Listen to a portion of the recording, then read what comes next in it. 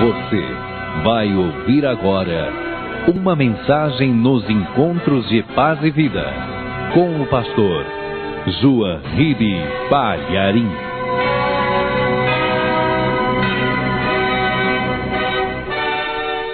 Segunda carta do apóstolo Paulo aos Coríntios, capítulo 13, versículo 13.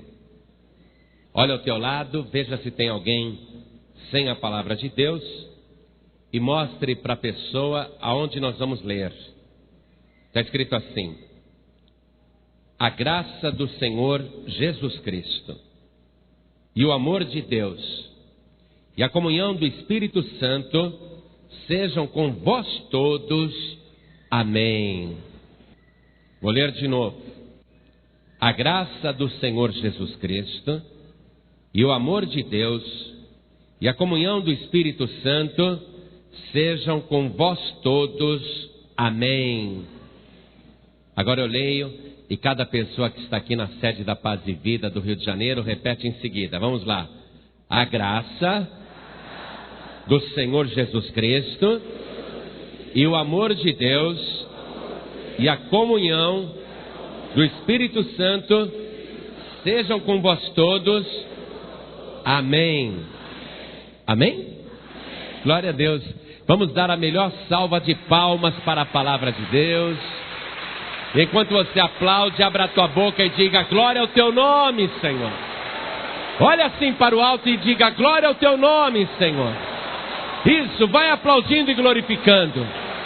Jesus o tempo todo levantava os olhos aos céus. Glorifica a Deus, olha para o alto e diga: glória, glória, glória ao teu nome. Você que está ouvindo pela rádio ou por um aparelho de som, glorifique a Deus conosco. Olhe para o alto e diga: glória, glória, glória ao teu nome. Isso, vai tirando esse glória do fundo do teu coração. Pai querido, Deus amado, recebe o louvor de todo esse povo, não apenas o povo do Rio de Janeiro, mas o país inteiro está te glorificando agora. E sobre cada vida que te exalta, derrame agora a tua bênção, a tua graça, a tua virtude, o teu poder. Pai bendito, a tua palavra vai ser pregada. Esse povo que aqui veio e as pessoas que ligaram o rádio não querem ouvir o homem. Ninguém está interessado no homem. O homem não tem nada a dizer. Por isso, ó Pai, vem agora com teu Espírito e tome o lugar do pregador, porque esse povo quer ouvir a tua palavra. Fale com cada vida aqui presente, fala com cada pessoa que está ouvindo pela rádio. Retira todo obstáculo, tudo que se opõe à pregação da tua palavra, remove agora. Envia a tua palavra com poder e autoridade, e que a tua palavra vá e produza o resultado para o qual está sendo mandada. Em nome do Senhor Jesus. Diga amém, Senhor. O apóstolo Paulo acabou encerrando esta segunda carta para a igreja de Corinto, com esta que passou a ser adotada em todas as igrejas como a bênção apostólica. E isso foi uma progressão no ministério de Paulo, porque o final da primeira carta, ele não tinha esta bênção. Pode reparar, a bênção apostólica foi uma coisa dada pelo Espírito Santo para que Paulo ministrasse aquilo, e a partir de então ele vai começar a usar essa ministração, e ela é realmente muito interessante, porque fala primeiramente da graça do Senhor Jesus Cristo e o amor de Deus e a comunhão do Espírito Santo. Paulo menciona a Santíssima Trindade, uma clareza impressionante. Mas alguém poderia dizer: por que Paulo não começou com o amor de Deus? E que o amor de Deus, não é? E a graça do nosso Senhor Jesus Cristo e a comunhão do Espírito Santo seja convosco. Por que ele não começou pelo amor de Deus? Por que ele começou com a graça do Senhor Jesus Cristo. Porque ainda que Deus ame todo mundo, ainda que Deus seja supremo como a fonte, ainda que Jesus como filho honrou o Pai, na verdade, o Pai não pode vir em primeiro lugar. Sabe por quê? Porque é impossível você ter o Pai se você não tiver primeiro Jesus. Jesus disse: eu sou o caminho, a verdade e a vida, e ninguém vem ao Pai a não ser por mim. O Pai é o princípio, não é? É o primeiro. Mas eu não posso me aproximar de Deus se não for através de Jesus. E através de Jesus eu me aproximo de graça. Então aí entra a graça da obra que o Senhor Jesus fez por nós e que abre o caminho até o Pai. O Pai, querendo os filhos juntos, enviou então o seu único filho, e enviou por amor, para que através deste filho todos os outros que estavam dispersos e desviados pudessem se reconciliar com o Pai. Então ninguém, não há criatura na face da terra que possa ter Deus, se não for através da graça do Senhor Jesus.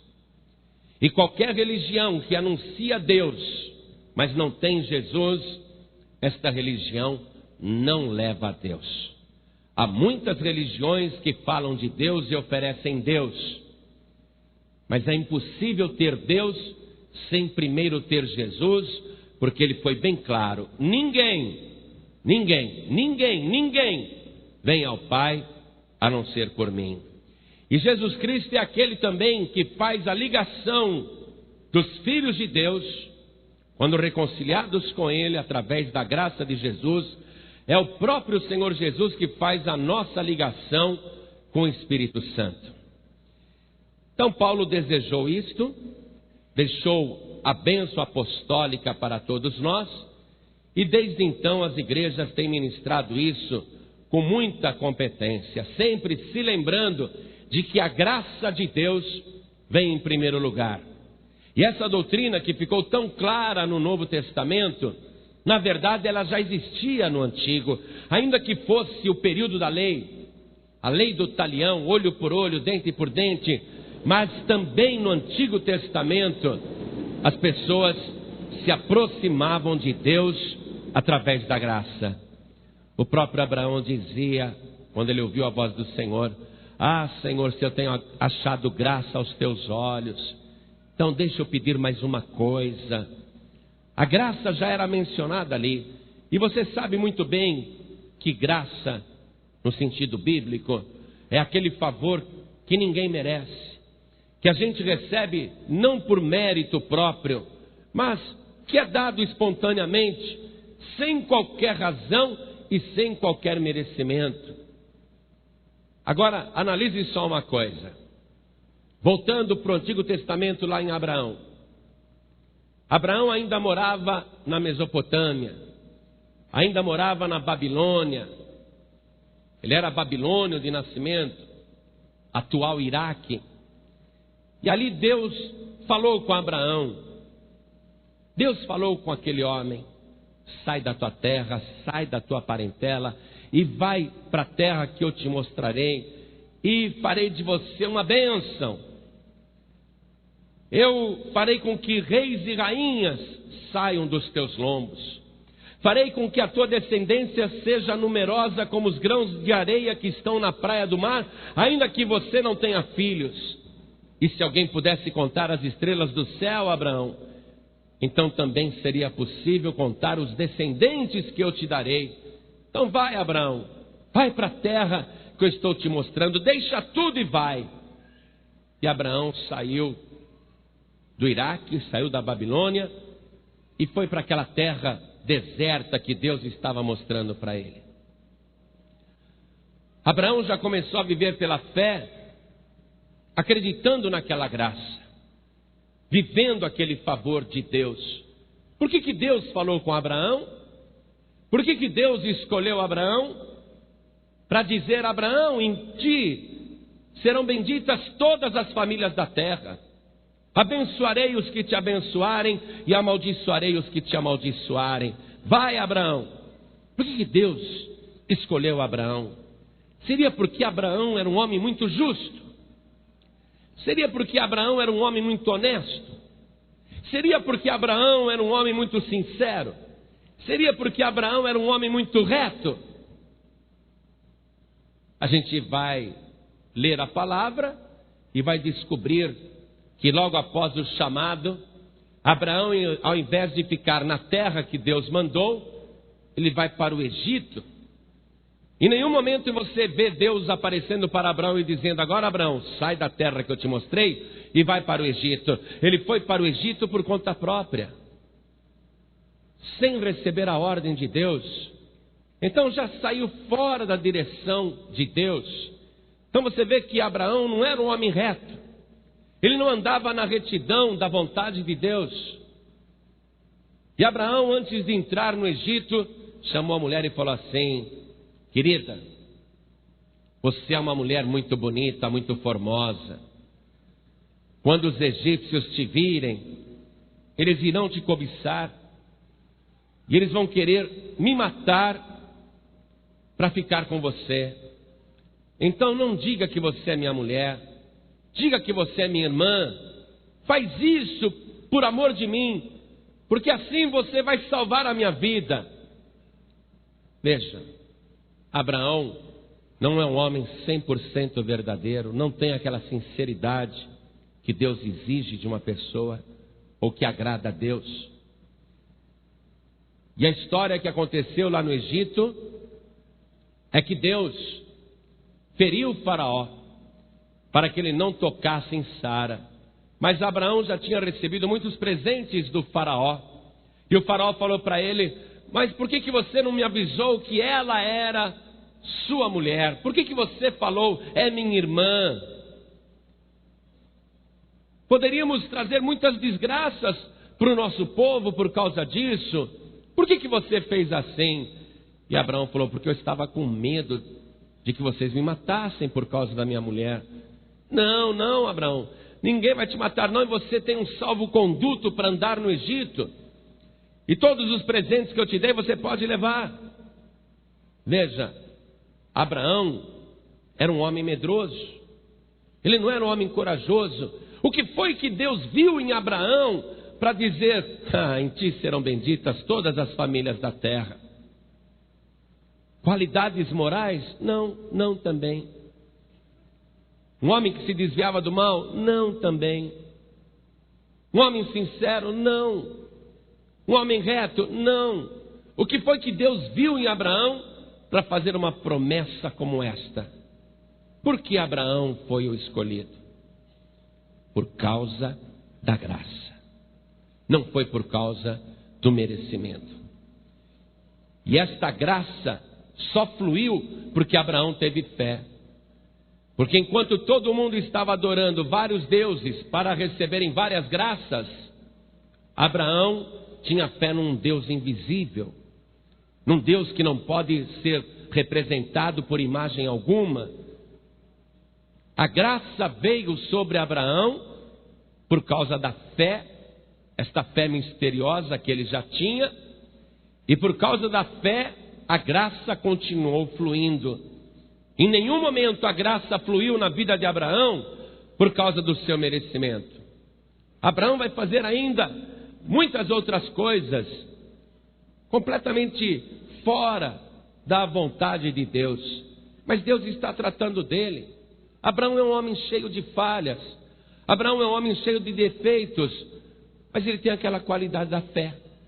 E é por causa desta fé fiel no único Deus, uma fé que não se prostitui, que não se mistura com outra fé, que não adora outros deuses, que não faz aquele sincretismo religioso misturando tudo. Foi por causa dessa fé única e pura, que era a única coisa pura que Abraão tinha, que Deus o escolheu. Então a graça fluía em Abraão por causa da fé. Ele foi escolhido por Deus. Deus fez grandes promessas e em nenhum momento Abraão merecia aquelas promessas. Mas Deus vai ensinar Abraão a obedecer. E vai levar a vida de Abraão até um ponto em que Abraão vai colocar a obediência a Deus acima de qualquer outra coisa. Quando Deus diz, Abraão, bem mais tarde, não é? Abraão, 25 anos depois, Deus fala, Abraão, pega aquele teu único filho, aquele que tu amas, e me oferece em holocausto. Faz isto, Abraão. E Abraão já tinha aprendido a obedecer. Ele tinha a fé, a graça fluía na sua vida para ele receber todas as bênçãos, mas ele estava sendo tratado por Deus para aprender a obedecer. E o grande teste na vida de Abraão foi justamente esse pedido aparentemente absurdo que Deus fez. Vai, Abraão, me sacrifica o teu único filho. Me oferece o Isaque em holocausto. E Abraão não titubeou. E pela fé, ele foi e estava pronto para sacrificar o filho. Quando o anjo do Senhor apareceu e disse, não, Abraão, não precisa mais não. E o próprio Deus disse, estou vendo que você realmente me teme.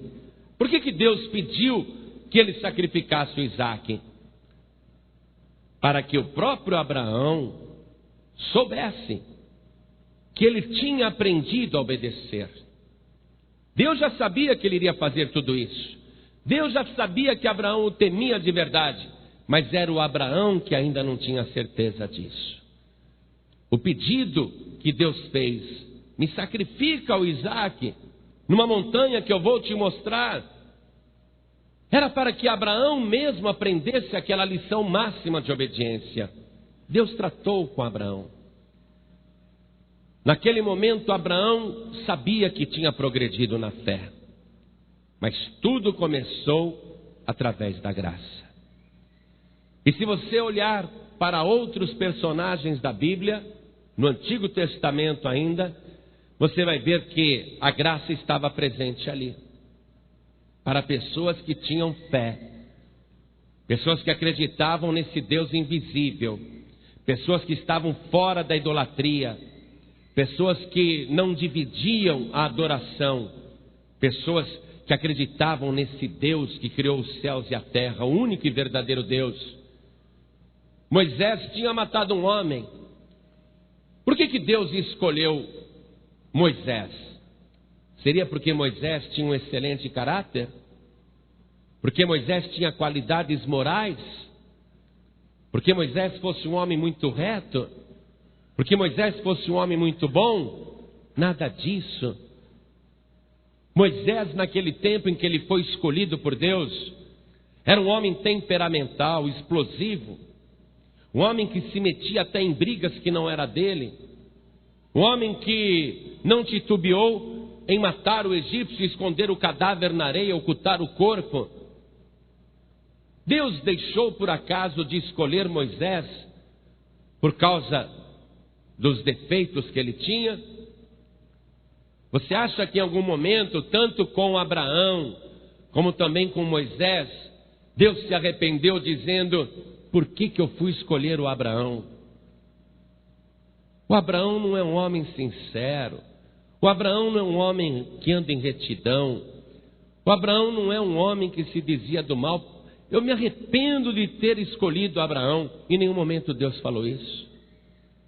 Em nenhum momento Deus pôs a mão na cabeça e disse, como é que eu fui escolher o Moisés? O Moisés é um assassino.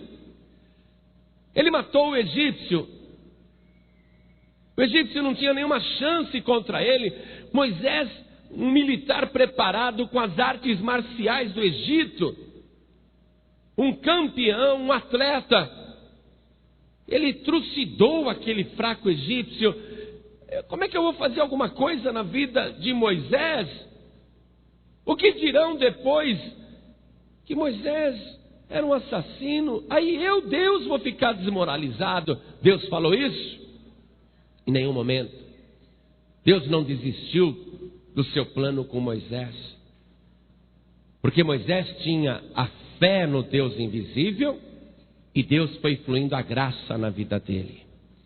O que Moisés recebeu de Deus, a sua chamada, a maneira como ele foi usado, tudo aquilo foi graça. Agora Deus vai trabalhar com Moisés, vai ensiná-lo a obedecer.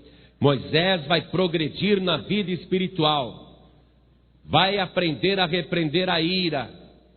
Mas ele não aprendeu totalmente, tanto é que naquela ocasião que Deus falou para ele: Moisés, fala com a rocha e vai sair água dela.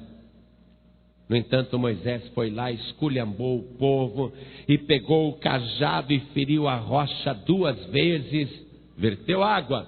Mas Deus falou: Moisés, estou há 40 anos trabalhando na tua vida, só aqui no deserto são 40 anos e você ainda não aprendeu a controlar o seu temperamento.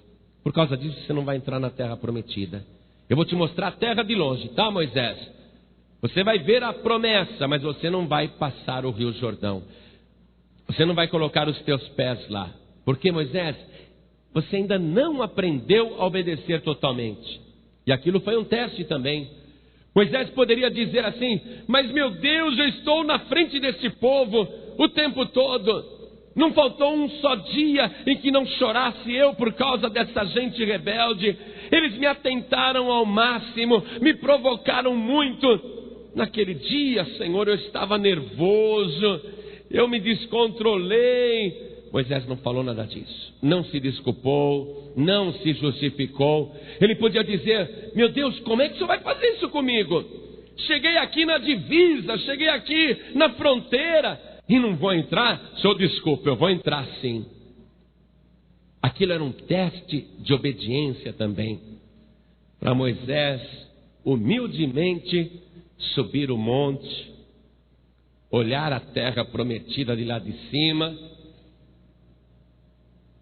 e pensar com ele mesmo: não estou vendo Deus,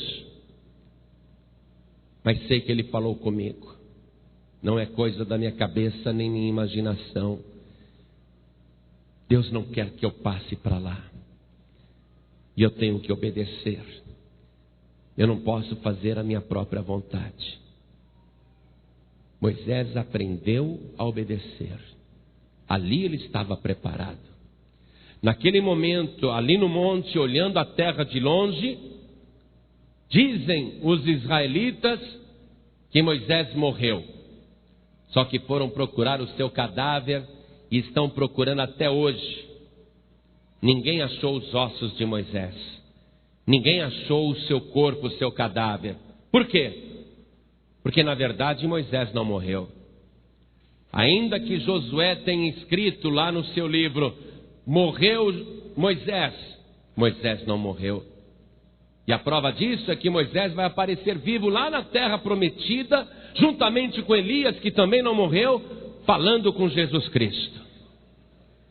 Moisés, então vamos ver o que aconteceu ali. Moisés, triste, chateado. É como um atleta que corre, e quando está chegando ali na linha para vencer a corrida, ele cai de fraqueza a poucos metros. É como uma pessoa que nada o oceano inteiro, mas morre na praia. Moisés estava com esse sentimento, triste, mas obedecendo, se sujeitando, triste, e Deus só olhando. Fazendo com Moisés também um teste, pode acreditar. E Moisés na obediência, tendo que ficar ali. Era só atravessar o rio, era só continuar em frente. Poucos metros o separavam daquilo que ele perseguiu a vida toda. 40 anos perseguindo aquele objetivo, estava ali diante dos olhos dele. Mas ele ouviu a voz do Deus invisível dizendo: não, Moisés, você não vai entrar lá. Então Moisés ficou ali, triste. Não vou participar da festa. E Deus só olhando para Moisés. Um teste parecido com o teste que ele fez com Abraão. Moisés achando que realmente estava fora da bênção. E triste, abatido. E Deus só olhando para Moisés. Não está escrito, mas pela fé eu imagino que aconteceu mais ou menos assim. Aquela glória de Deus surgiu para Moisés. Moisés, que já tinha visto o Senhor de costas, eu creio que agora ele viu frente a frente. E o Senhor deve ter dito para Moisés: ô Moisés, você acha que eu ia te deixar do lado de fora? Foi só um teste meu, para você ver que você aprendeu a obedecer. E é por isso que eu estou falando contigo agora. É por isso que eu te apareci. Moisés, você vai entrar num lugar muito melhor do que a terra prometida. Eu vou te levar comigo para aquela morada celestial. E um dia, no futuro, daqui 1450 anos, Moisés, você vai colocar os teus pés no monte da transfiguração e você estará comigo naquele dia. E quando Moisés subiu com o Senhor, arrebatado, porque jamais o seu cadáver foi achado, nem uma unha, nem um ossinho, nada. Então Moisés viu com ele mesmo que finalmente ele tinha aprendido a obedecer.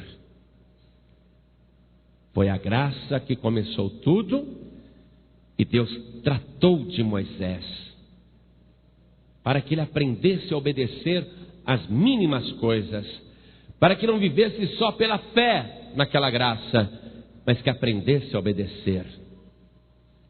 E assim Deus foi fazendo com diversas pessoas. Deus escolheu Davi para sair de trás ali do curral das ovelhas, para colocá-lo no trono de Israel, para se tornar o maior rei que Israel já teve. E Deus foi trabalhando a vida de Davi desde quando ele era novinho. Lhe deu vitória contra Golias, venceu as batalhas por amor a Davi. E por que Deus escolheu Davi para fazer essa obra tão grande na vida de Davi? Davi foi escolhido também pela graça de Deus. Quando Deus escolheu Davi, Deus já sabia tudo o que iria acontecer na vida de Davi. Deus sabia inclusive que Davi iria se apaixonar por uma mulher casada, iria adulterar com ela, iria engravidar aquela mulher casada, iria trair o marido dela 2 vezes, enviando-o para o campo de batalha onde a guerra era mais sangrenta, para que fatalmente ele morresse, para que a sua amante se tornasse viúva e assim ele pudesse viver aquela grande paixão. Davi quis dar o jeitinho dele em tudo, assim como Abraão também quis dar o jeitinho dele, dizendo para sua mulher: fala que é minha irmã. Davi quis ele mesmo ajeitar a sua própria vida, sem a concorrência de Deus. Naquele momento, Davi, que vivia a graça, não estava obedecendo o Senhor. O que foi que Deus fez? Por acaso Deus colocou a mão na cabeça e disse: me arrependo de ter escolhido Davi? Eu me arrependo, olha o que ele fez. Eu pretendo um dia criar um corpo para mim lá na terra, da descendência de Davi. Mas como que eu vou fazer isso? Com uma mancha na reputação de Davi? Como que eu vou colocar o meu espírito no corpo de um descendente de Davi, de uma semente de Davi? Eu me arrependo muito, muito de ter escolhido Davi. Davi infelizmente é fraco, Davi infelizmente é mau caráter. Deus não pensou em nada disso. Deus já conhecia todas as limitações de Davi e foi trabalhando na sua vida, no seu caráter, na sua personalidade. Deus preparou o profeta para repreendê-lo. Deus preparou pessoas ao lado de Davi para que ele aprendesse a obedecer, para que ele aprendesse a se humilhar. E Deus foi tratando de Davi de uma tal maneira que ele aprendeu a obedecer. Você pensa que Davi fugiu do filho Absalão porque ficou com medo? Não, é porque Deus já tinha usado o profeta para dizer: olha, Davi, como você fez isso contra a casa de Urias, matando aquele homem, ficando com a mulher dele, eu vou fazer tudo isso com você. Você fez escondido, mas eu vou fazer à luz do dia. Você vai ter que fugir, Davi. E Davi já sabia o que ele teria que fazer e como ele deveria se comportar quando a situação surgisse. Por isso não se rebelou. Ele aceitou tudo aquilo, porque agora estava aprendendo a obedecer. Quando Davi saía de Jerusalém com seus valentes homens de guerra, homens querendo lutar, Davi disse: não vamos guerrear não, é de Deus, nós temos que sair. Apareceu um homem ali amaldiçoando Davi, xingando Davi, atirando pedras em Davi. Um valente de Davi falou assim: quer que eu vou lá e corto a cabeça dele agora? Davi respondeu: não, foi Deus que mandou ele me amaldiçoar. Não façam nada contra ele. Eu já sei de tudo que vai acontecer, e eu não posso me rebelar com nenhuma situação, porque é da vontade de Deus. E aí Davi foi aprendendo a obedecer. Foi abençoado e escolhido pela graça, mas teve que aprender a obedecer, para que Deus cumprisse o seu plano na vida de Davi. A gente observando estas coisas, a gente vai aprendendo muito. E no Novo Testamento, a gente aprende que um dos melhores amigos do Senhor Jesus, que o conhecia melhor do que ninguém, porque viveu com ele 3 anos e meio, aquele melhor amigo 3 vezes repetiu: eu não conheço este homem, não sei quem ele é. E praguejou pela 3ª vez, dizendo: eu já disse que eu não conheço este homem. Será que Jesus Cristo pôs a mão na cabeça dizendo assim: por que eu fui escolher o Pedro, gente? Eu fui escolher esse homem que não é sincero, que não é verdadeiro, que não anda em retidão. Eu fui escolher o Pedro, eu me arrependo de ter escolhido o Pedro. Foi isso que o Senhor Jesus fez? Em nenhum momento. Jesus Cristo aparece ressuscitado para Pedro, para tratar de Pedro, para trabalhar o interior de Pedro. A última lição estava acontecendo ali. Pedro ia aprender a obedecer agora, e aprender a ser fiel. Pedro ainda despontou com um pouco de rebeldia, dizendo: está bem, isso vai acontecer comigo no futuro. Eu já entendi que eu serei morto. E com João, o que vai acontecer? Pedro, não é da tua conta. Sim, Senhor. E não se tocou mais no assunto. Deus, através do Senhor Jesus, fluiu a graça na vida de Pedro e fez dele um dos principais apóstolos.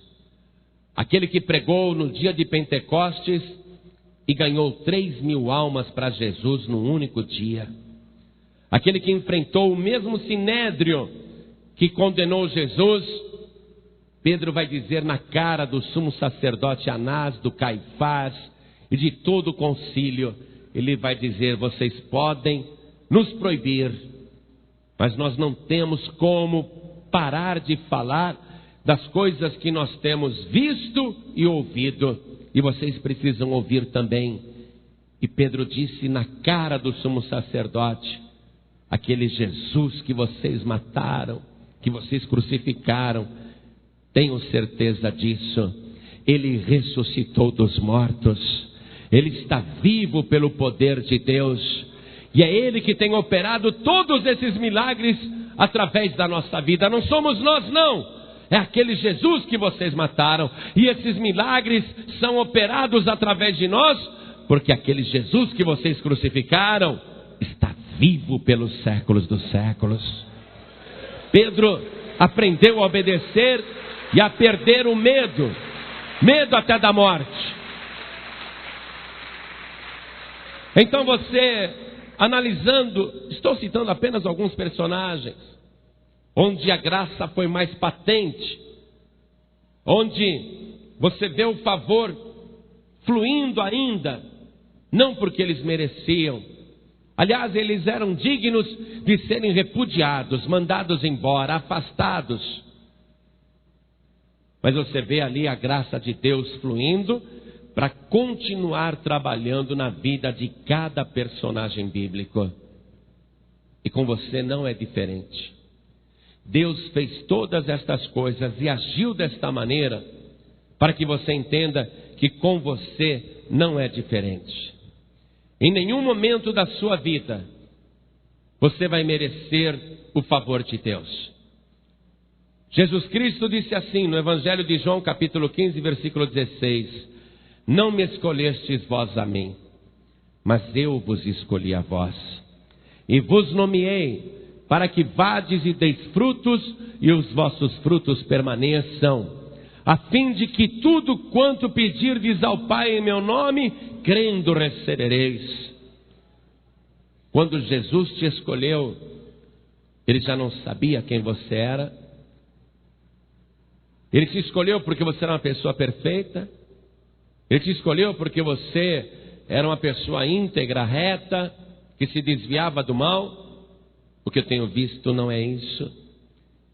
O que eu tenho visto é que o Senhor escolhe as pessoas mais perdidas e mais desprezadas. As pessoas que menos mereciam são essas que Ele tem escolhido. E por que Ele escolheu você? Porque entre todos os moradores da terra, Deus olhou e viu que você tinha algo de diferente. Que você ficava olhando para aqueles bonequinhos de gesso, de madeira, e você não sentia nada. Você sabia que aquilo não era verdadeiro. O teu coração estava sempre voltado para o Deus invisível. Você ouvia falar que os mortos baixavam ali, que era possível fazer comunicação com os falecidos, mas você nunca gostou dessa história. Pode até ter ido, mas nunca ficou à vontade naquele ambiente. E quando surgiam as entidades, você nunca se agradou delas. Você pode até ter ido lá, mas você nunca gostou daquilo. No teu interior você repudiava tudo aquilo. E você continuava olhando para o céu e suspirando. Você continuava tendo fé em Deus e fé em Jesus Cristo. Deus olhou e viu que você tinha uma fé pura. Aí Ele fez fluir a graça na tua vida. Uma graça que você nunca imaginou que poderia receber. E aí então Ele te chamou. Você ouviu a voz e começou a obedecer. Ocorre que nem sempre você obedece tudo. E não há ser humano que sempre obedece tudo. Mas em alguns momentos da sua vida, você se esqueceu da graça. Você, sendo acusado por Satanás, achou que deveria realmente merecer o que Deus fazia na tua vida. E quando o diabo usou as tuas falhas para te acusar e colocar pessoas te acusando, você ficou triste, você se sentiu uma pessoa acuada. Alguns até tentaram te forçar, te chantagear emocionalmente, espiritualmente, materialmente, tentaram te manipular. E era o diabo ali tentando te colocar numa prisão, num cativeiro, mostrando as tuas falhas e os teus defeitos. Agora, pare um pouquinho para pensar. Em algum momento Deus não sabia das tuas falhas? Em algum momento Deus não sabia dos teus defeitos? Será que o vinho virou vinagre e Deus não sabia que isso iria acontecer? E será que este vinho azedou de uma tal maneira que você acha que ele não presta mais? Você acha que Deus não sabia de nada da sua vida? Você deixou o diabo te acusar e te aprisionar. É por isso que você está vivendo uma vida espiritual tão pesada. É por isso que você não consegue sorrir, ou consegue ficar feliz, ou não consegue caminhar livremente. Porque o diabo te cercou de todos os lados. Mas esta palavra que você está ouvindo, não vem da boca do homem, não. Vem da boca de Deus. Deus está usando os meus lábios para dizer isso ao teu coração e para que você tome posse disso. Eu sei das tuas fraquezas, eu sei dos teus defeitos, mas eu vou trabalhar todas as tuas fraquezas, eu vou trabalhar todos os teus defeitos, e eu vou fazer da tua vida uma bênção para o meu reino. Eu vou fazer de você uma pessoa que dê frutos permanentes.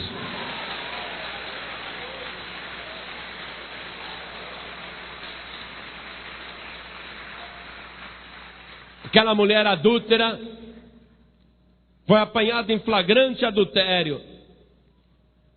Jesus já sabia que iriam trazer aquela mulher para tentá-lo,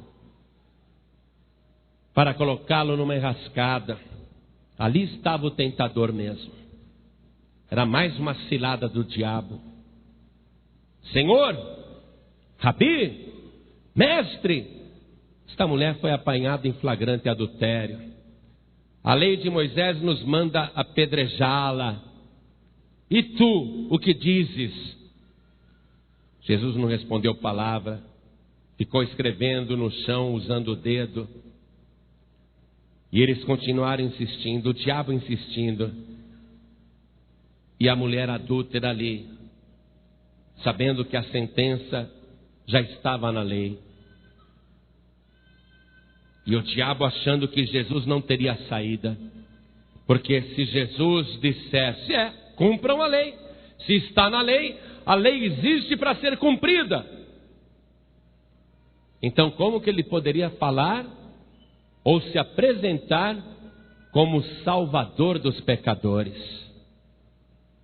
Se ele autorizasse aquele apedrejamento, aquela morte, aquela execução, aquela sentença de morte, aquela pena de morte, como que alguém assim poderia ser o salvador da humanidade? E se ele dissesse, não, a lei falou isso, mas eu digo isso, aí eles iriam apedrejar Jesus por blasfêmia, porque ele estaria indo contra a lei de Deus. E como que alguém que não obedece à lei de Moisés poderia ser uma pessoa fiel, obediente? E eles continuaram tentando Jesus. E a prostituta já estava condenada. Ela sabia que a sentença já tinha sido dada. O que vai acontecer ali você já sabe.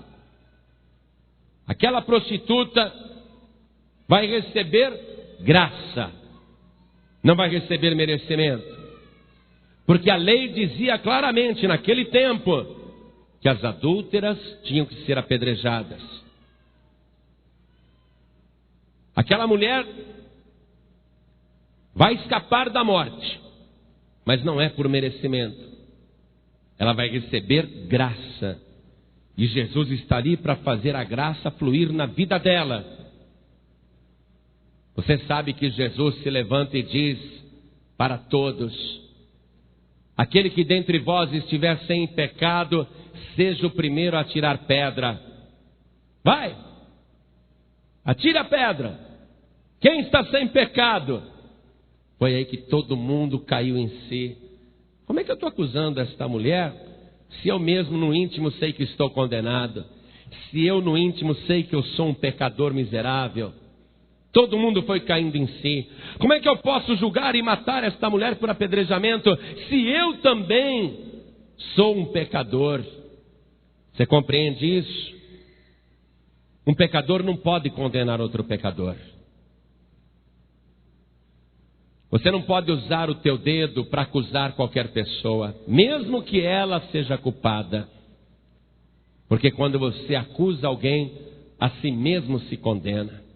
Com a medida com que medirdes, vos medirão de novo. Jesus mostrou isso claramente. Todo mundo passou a refletir: eu também sou culpado, eu também sou pecador, eu também sou um miserável pecador. Eu não tenho méritos para tirar a primeira pedra. E desde os mais velhos até os mais novos, um por um foi largando aquelas pedras. Aí Jesus olhou para a mulher, segurou-a pela mão, a levantou e disse: mulher, onde é que estão os teus acusadores? E ela olhou, ela estava chorando de cabeça baixa, ela foi olhando e não tinha mais ninguém. Ninguém te condenou, mulher? E ela disse: ninguém, Senhor. E Jesus disse: nem eu também te condeno. Vai-te em paz e não peques mais. Jesus estava dizendo para ela: é pela graça que você está sendo salva, mas aprende a obedecer. Não peques mais. Não há provas, mas todo mundo desconfia que aquela mulher era Maria Madalena. Há muitas evidências de que seria ela aquela mulher que escapou do apedrejamento e foi salva pela graça. E se realmente for ela, a Maria Madalena, então a gente vai ver que aquela mulher vai aprender a obedecer. Obedecer até o fim. Vai ficar com Jesus até na crucificação. Vai ficar com Jesus até no funeral. Vai descansar só no sábado, mas no primeiro dia pela manhã ela vai correndo para o cemitério, porque ela aprendeu a obedecer. Ela aprendeu a seguir o Senhor Jesus. Mesmo que ele estivesse morto, ela queria continuar seguindo o Senhor Jesus. Ela evoluiu da graça até a obediência total. Por isso que Jesus Cristo, quando ressuscitou, não apareceu primeiro para sua mãe Maria. Não deveria aparecer para sua mãe Maria? Afinal, a mãe de Jesus chorou tanto de ver o filho morto na cruz. Os evangelhos dizem que a primeira pessoa para quem Jesus apareceu foi Maria Madalena. Por que Jesus não apareceu para Pedro? Por que ele não apareceu para João, que se auto-intitulava o melhor amigo de Jesus? Por que ele não apareceu primeiro para todos os discípulos? Por que ele não apareceu primeiro para os seus próprios irmãos, por parte de mãe? Por que ele não foi primeiro para a família? Por que ele apareceu primeiro para a ex-prostituta Maria Madalena? Foi por merecimento? Nada. Foi por graça. Simplesmente graça. E Maria Madalena vai ter o privilégio de se tornar a primeira pessoa no mundo a ver Jesus vivo, ressuscitado. E a primeira pessoa a pregar esta boa nova à humanidade. Jesus Cristo foi morto, é verdade, mas eu vi, ele está vivo e já ressuscitou.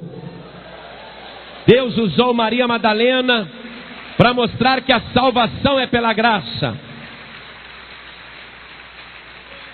E que essa promessa de ressurreição atinge a quem vive pela graça. Agora você vai deixar o diabo ficar te acusando, te acuando, te limitando, te mantendo no cativeiro? O diabo quer te manter numa prisão. O diabo quer que você sinta vergonha. O diabo quer que você não venha mais para a igreja. O diabo não quer mais ver você no meio do povo de Deus. O diabo te acusa, mostra os seus defeitos. O problema está sendo você acreditar nas acusações do diabo. É por isso que você está se entristecendo, está se apagando, diminuindo, caindo. Porque você está acreditando em tudo que o diabo fala a teu respeito. Ainda que o diabo estivesse acusando com razão, em qual momento da tua vida que Deus disse para você: eu vou te salvar porque você merece, eu vou ficar com você porque você é uma bênção? Em qual momento da tua vida Deus te fez uma promessa porque você é uma pessoa perfeita e ilibada? Em qual momento Deus fez qualquer coisa, qualquer favor, porque você é uma pessoa digna disso? Quando foi que Deus te falou essas coisas? É por isso que esta bênção apostólica é tremenda. Que a graça do nosso Senhor e Salvador Jesus Cristo seja contigo. o grande amor de Deus Pai e a comunhão do Espírito Santo de Deus. Amém. Esta é a tua vida. Este é o resumo do Evangelho. Este é o foco do reino de Deus. O reino de Deus nunca perde o foco. Nós é que perdemos. Nós é que achamos que devemos merecer. E o diabo acusando, usando pessoas para acusar, tenta mostrar que você não merece, para que você se entristeça e se afaste do caminho. Aí ele vai te manter num cativeiro difícil de sair, porque ele vai trabalhar com 8 espíritos malignos, terríveis, e o seu último estado será pior do que o primeiro. O inimigo já armou o laço contra a tua vida. O diabo já colocou a armadilha. Estava até funcionando. Você estava até pensando em desistir. Estava pensando até em voltar para o mundo. Mas Deus também já sabia que você, num certo momento, chegaria a este pensamento de desistir, de parar, de não vir mais. Por isso que Deus preparou esta palavra para a tua vida.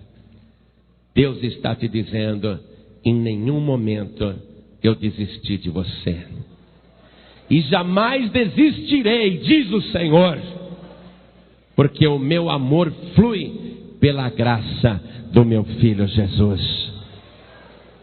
Hoje, se você compreender isso, meu amado, minha amada, as cadeias vão se romper, as correntes vão quebrar, as prisões vão se abrir e você vai sair de cabeça erguida, pisando na cabeça de Satanás. Hoje você vai esmagar a serpente se acreditar na graça de Deus. Eu te chamei, diz o Senhor. Eu te escolhi, diz o Senhor. Eu te nomeei, diz o Senhor, para que você dê frutos e estes frutos permaneçam. A maravilha do reino de Deus está justamente nisso, de trabalhar pessoas irremediavelmente perdidas e resgatar essas vidas. Trabalhar de uma tal maneira que a pessoa vai aprendendo que a salvação é pela graça. Nestes últimos tempos, o Espírito Santo nos mostrou uma coisa, que devido à multiplicação das heresias, que tentam manchar a fé pura que o ser humano tem que ter no Deus invisível, o Espírito Santo nos mostrou que o diabo está com uma estratégia mundial na mídia, seja ela impressa ou eletrônica. O diabo está fazendo uma grande campanha para as pessoas tentarem obter graças do maior número possível de religiões e entidades. No Japão, eles acreditam que durante toda a vida a pessoa deve ser budista, mas quando ficar velha, ela deve se tornar shintoísta, porque no budismo se combate o desejo satisfazendo o desejo, e no shintoísmo se cuida da vida espiritual para viver depois da morte. Então, os japoneses, na juventude, são budistas, mas no final se tornam shintoístas. Primeiro, o materialismo, a ambição, a satisfação do desejo. E no finalzinho, a vida espiritual. A revista também comenta que no Brasil, a pessoa tem em casa uma imagem de Jesus Cristo, uma imagem de um santo, uma santa, um padroeiro, uma padroeira, e mistura várias religiões como se fosse um cardápio. Dessa religião eu quero isso, dessa outra religião eu quero isso, dessa outra religião eu quero isso, dessa outra religião eu quero isso. Essa é a minha fé. É assim que eu me sinto bem. Hoje no mundo está acontecendo isso, especialmente no nosso país. A cada dia surge uma novidade. Um novo padroeiro, uma nova padroeira. Sempre uma nova alternativa para a pessoa fazer o cardápio. Qual o santo que mais te agrada? Qual é o padroeiro que você prefere? Quem que é o teu protetor? E a pessoa escolhe: eu me sinto bem, eu me identifico mais com este aqui. O Espírito Santo sabe que essa apostasia vai se multiplicar nos últimos dias. E Ele tocou no nosso coração também nesta bênção final, para enfatizar uma coisa, esclarecer que só existe um único Salvador. Colocar na bênção final elementos que mostrem para as pessoas qual é a verdadeira fé. É por isso que em toda reunião de paz e vida, os pastores no Brasil inteiro terminam a reunião dizendo: e que a graça do nosso único, suficiente, exclusivo e eterno Salvador Jesus Cristo, o grande amor de Deus nosso Pai e a comunhão do Espírito Santo seja com você e com todos. Amém. Esta é a bênção final que tem que ser trabalhada nos últimos dias. A graça continuando a fluir, porque é através desta graça que você vai chegar a Deus. E a graça só existe se você tiver Jesus Cristo como único Salvador. Único porque não há outro. Suficiente porque quem tem Jesus não precisa fazer cardápio religioso. Quem tem Jesus não precisa de várias entidades e de vários santinhos. Quem tem Jesus não precisa de mais ninguém, porque Jesus Cristo é suficiente. Que a graça do nosso único, suficiente, exclusivo, porque não há outro, e eterno Salvador, porque é para sempre, Jesus Cristo. E o amor de Deus Pai, porque o amor de Deus é invariável, nunca muda. E a comunhão do Espírito Santo seja contigo. Esta bênção final que hoje você está recebendo e vai receber aqui também, você só pode ter direito a ela se for pela graça. Em nenhum momento será por merecimento, desde que a tua fé seja pura, para que a graça flua poderosamente. A graça na vida de Abraão fluiu porque ele tinha fé no Deus invisível, não é porque ele era um santo. A fé na vida de Abraão fluiu porque ele tinha esta fé inabalável no Deus único, que não pode ser representado por ídolo algum. Não é porque ele era um homem perfeito.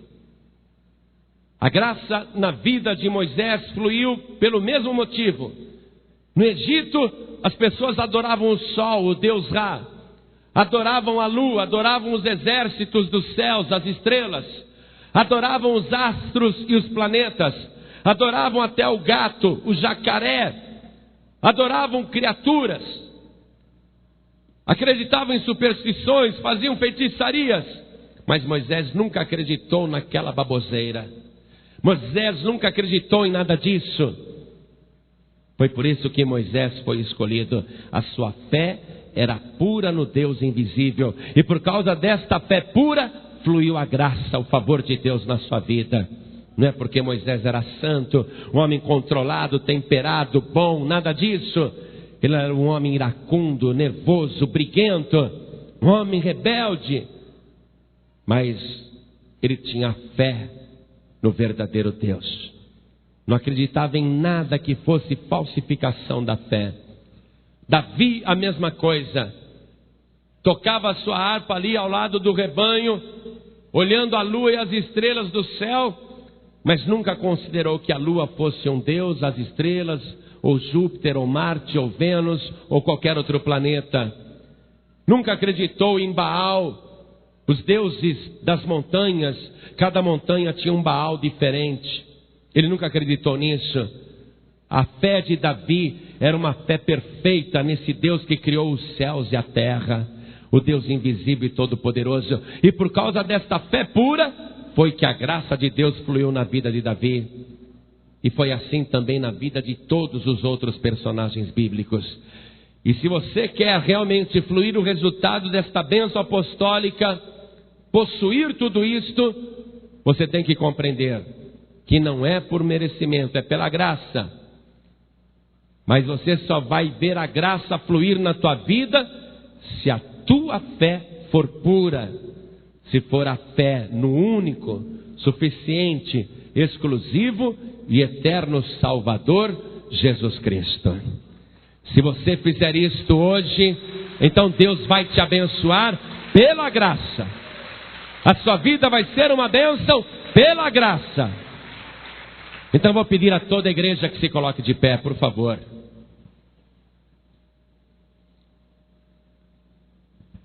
Você não vai ter Deus se não tiver Jesus primeiro. E você só pode ter Jesus se compreender que tem pecado, que você é um pecador, uma pecadora.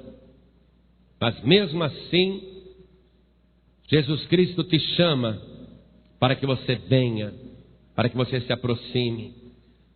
O último capítulo da palavra de Deus, que é o capítulo 22 de Apocalipse, no versículo 16,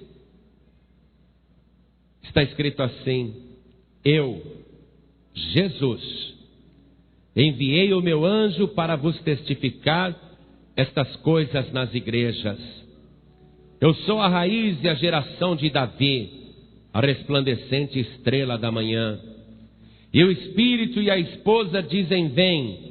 E quem ouve, diga: vem. E quem tem sede, venha. E quem quiser, tome de graça da água da vida.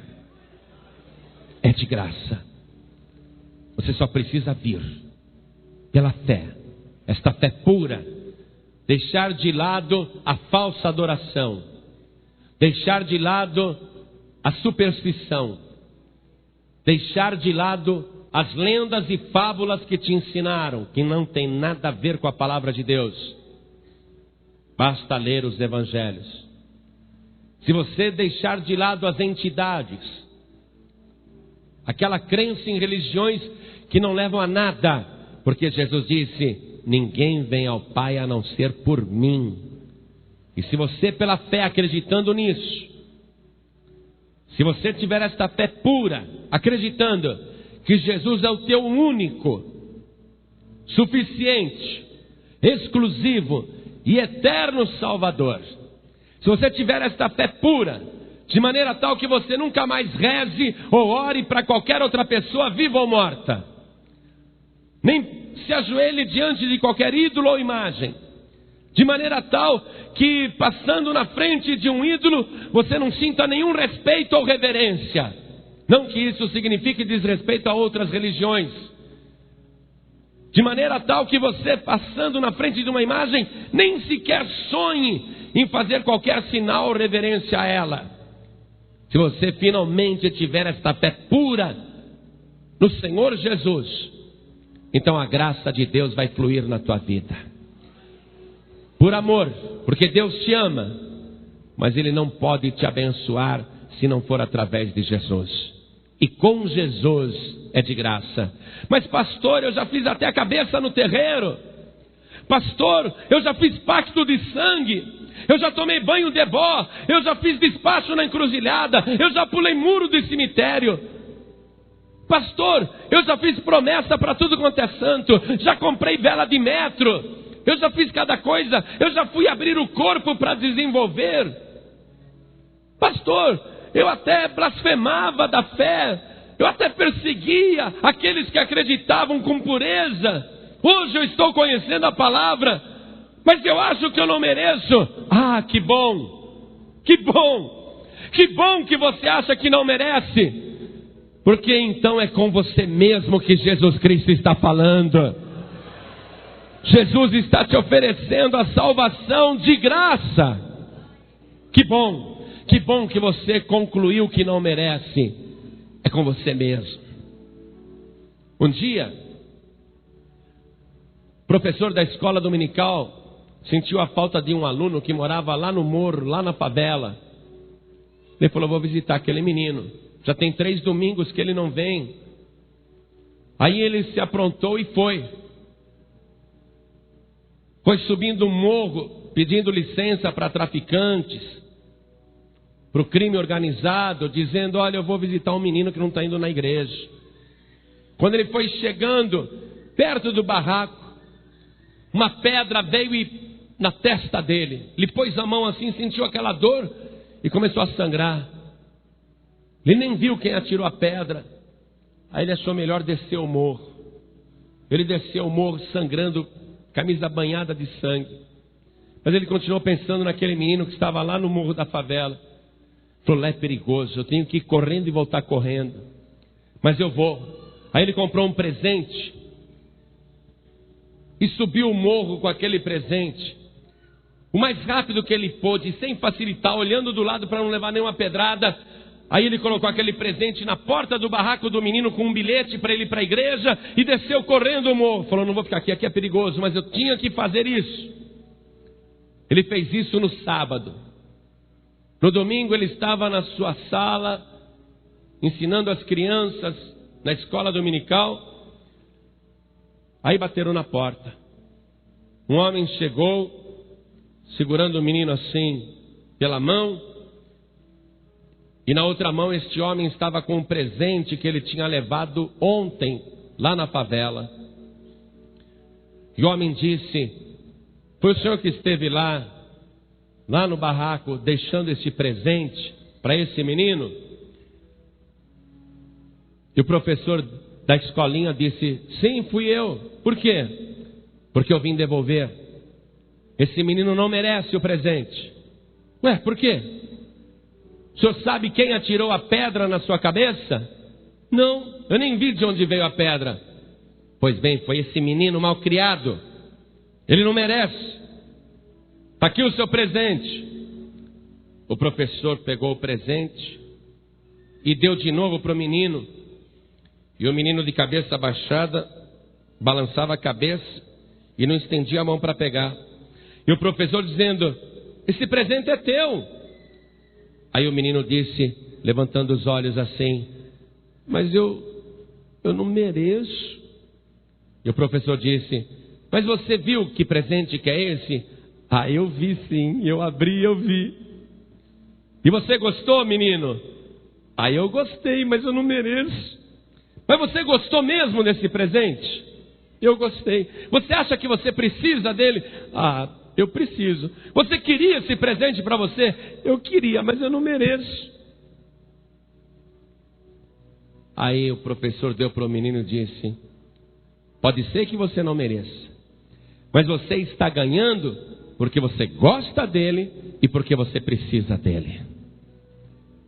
Aí entraram ali naquela sala não somente o menino, mas também o homem que o tinha trazido. Aquele menino aprendeu a lição bem cedinho, que não é de maneira nenhuma pelo nosso merecimento. Quem aqui gosta do Senhor Jesus? Levante a mão. Quem aqui precisa do Senhor Jesus? Levante a mão. Quem aqui acha que não merece o Senhor Jesus? Levante a mão. Oh, glória. Você precisa, você gosta, e Deus está te dando justamente por causa disso.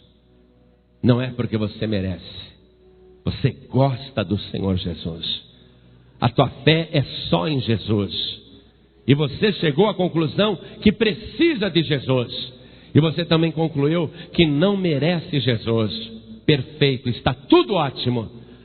A única coisa que você precisa fazer agora é levantar a sua mão para dizer: eu quero esse presente de Deus para a minha vida.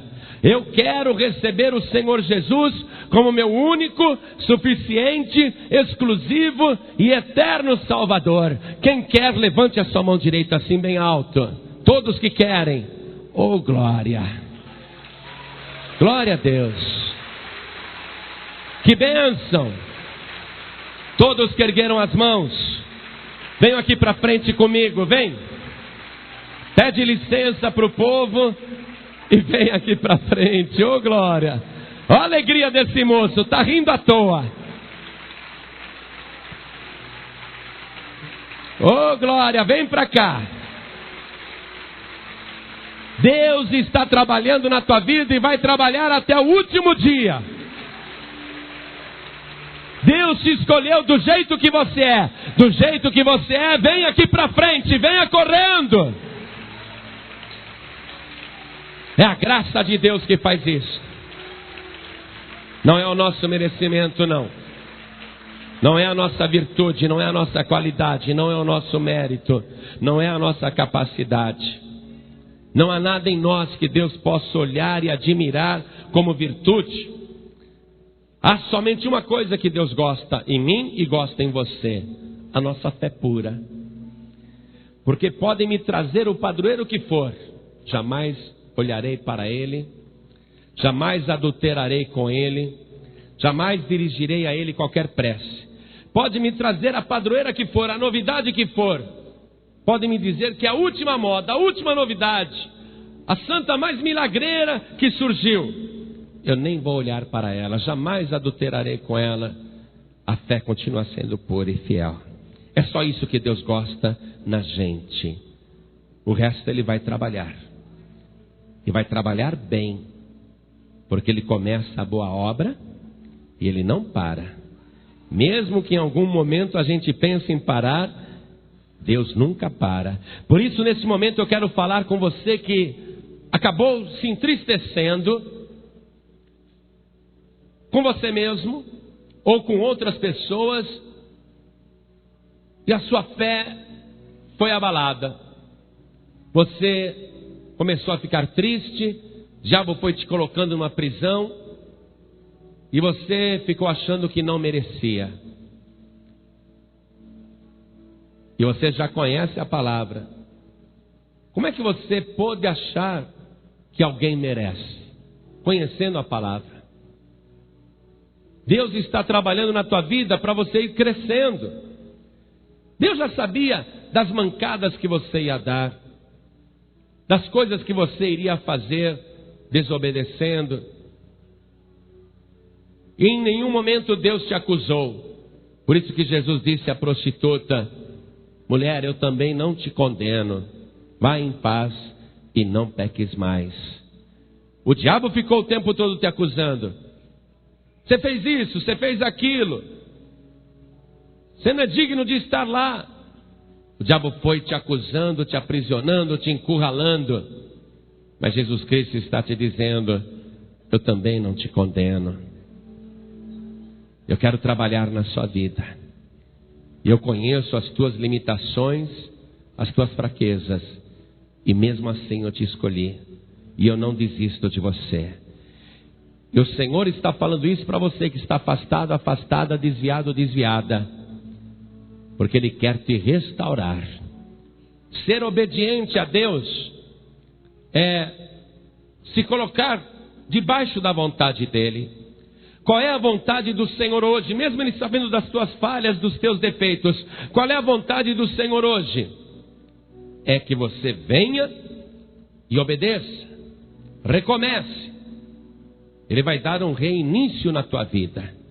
Então você que está afastado, afastada, desviado, desviada, saia do teu lugar como filho obediente, e vem aqui para frente em nome de Jesus. Vem.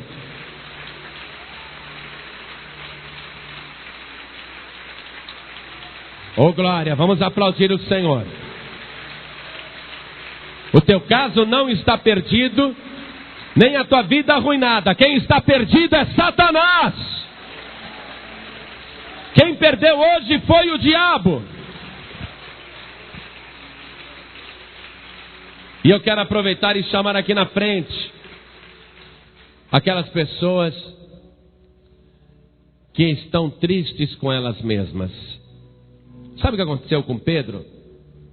Após ter negado Jesus 3 vezes, quando ele ouviu o canto do galo, está escrito que ele se retirou e chorou amargamente. Você sabe o que é chorar amargamente? É aquele choro que queima por dentro. É aquele choro que a gente sente vergonha. É aquele choro que parece que vai dilacerar a alma, arrebentar a gente por dentro. É uma vergonha tão grande. Pedro chorou amargamente e o diabo ficou ali acusando. Que belo amigo que você é, hein? E estava avisado, né? Você é um mentiroso. Você não é apóstolo coisa nenhuma. Você não é digno de andar com Jesus. Você é um fracasso, Pedro. Você é uma vergonha, Pedro. Vai pescar, rapaz. Teu negócio é pescar. O diabo ficou acusando. Mas Jesus Cristo deixou o diabo acusar só naqueles 3 dias em que Jesus estava morto. Porque assim que ressuscitou, depois de aparecer para Maria Madalena, Jesus vai aparecer para Pedro. E vai resgatar Pedro também. Compreende isso? Se você anda chorando amargamente, carregando um fardo tão pesado, a salvação para você de repente pareceu algo tão pesado. Então eu quero te chamar aqui na frente, para você andar com Jesus, porque o fardo de Jesus é leve e é suave. Pode vir. Você que está cansado, cansada, sobrecarregado, sobrecarregada, vem aqui para frente.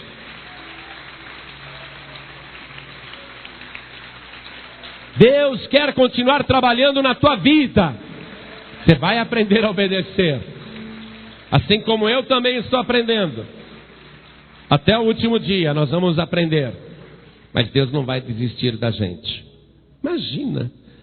Jesus disse assim: todo aquele, toda aquela que o Pai me dá, virá a mim.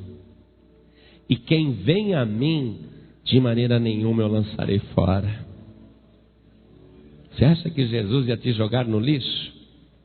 Jesus, ele quer é te reciclar. Tirar você do lixo e reciclar você. Isso ele quer. Jesus é o mestre da reciclagem. Ele já fazia isso desde quando não era moda reciclar nada. Jesus já estava reciclando. Pegando os caídos, os perdidos, os desprezados, aqueles que não tinham mais chance nem esperança. Jesus pegava e restaurava. Caiu de novo? Vem aqui que eu te restauro. Jesus é o mestre nessa arte. Ele vai trabalhar em você o tempo todo. Tudo que você tem que fazer é continuar com esta fé pura e na presença do Senhor. Nunca acreditar na acusação do diabo para ele te aprisionar. Nunca achar que você é indigno. Nunca ficar com vergonha, mas sempre fazer o que você está fazendo agora. É isso que nos mantém salvos. A fé na graça do nosso Senhor e Salvador Jesus Cristo. É isso que nos mantém salvos. O favor imerecido de Deus. Por isso nós vamos orar agora. E eu vou dizer uma coisa e vou profetizar isso já. Cada pessoa aqui que vai se ajoelhar, inclusive os que estão ouvindo pela rádio, que eu vou convidar para se ajoelharem ao lado do rádio. Cada pessoa que estiver se rendendo ao Senhor, quando terminar esta oração, vão se levantar como outras pessoas. Você vai ver isto. A transformação poderosa que Jesus vai fazer em você agora, porque você compreendeu que é pela graça. Então vamos nos ajoelhar? Você que está ouvindo pela rádio, onde estiver, se ajoelhe ao lado do rádio. Se você também quer se entregar para Jesus, voltar para o Senhor, se ajoelhe ao lado do rádio ou do aparelho de som. Quem estiver dirigindo e ouvindo esta mensagem não precisa parar o veículo. É só colocar a mão direita sobre o coração porque o Espírito Santo está me mostrando que neste momento, muitas pessoas que estão ouvindo enquanto dirigem, estão chorando na presença do Senhor. Assim como pessoas estão chorando aqui agora. Porque estão compreendendo a graça do nosso único, suficiente, exclusivo e eterno Salvador, Jesus Cristo, que flui pela fé e por causa do amor de Deus nosso Pai. E você vai ter agora a comunhão do Espírito Santo. A bênção é completa. Com a tua mão direita sobre o coração, ore assim comigo: meu Deus e meu Pai. Diga isto com bastante fé. Do jeito que você falou, ficou bom. Mas eu queria que você falasse isto com muito mais alegria. Vamos lá. Meu Deus e meu Pai. Oh, glória. Você tem que se alegrar mesmo, porque é a graça que te mantém salvo. Então vamos. Meu Deus e meu Pai. Que alegria, Senhor, saber que eu não mereço, mas que mesmo assim, por causa da minha fé no Senhor Jesus, como meu único, suficiente, exclusivo e eterno Salvador, é que esta graça pode fluir na minha vida e eu ter comunhão no amor do Pai e do Espírito Santo. Pai bendito, registra, confirma o meu nome no livro da vida. Apaga, Senhor, todas as minhas transgressões. Cancela agora todos os meus pecados pelo sangue de Jesus, que morreu por mim naquela cruz. Pai bendito, e me dê também a comunhão poderosa do Teu Espírito Santo. Agora, meu Deus, continua trabalhando na minha vida. Vai me aperfeiçoando, vai me ensinando a Te obedecer, a não pecar, a me corrigir. Senhor Deus, trabalhe na minha vida e me abençoe, e jamais me deixe voltar atrás ou desistir. E se eu cair, eu quero me levantar com a Tua ajuda, pela graça do Senhor Jesus. Meu Pai querido, muito obrigado. Eu Te agradeço de todo o coração por este favor da minha salvação. Me fortalece agora, me aperfeiçoa no Teu amor e no poder do Teu Espírito Santo, em nome de Jesus, amém.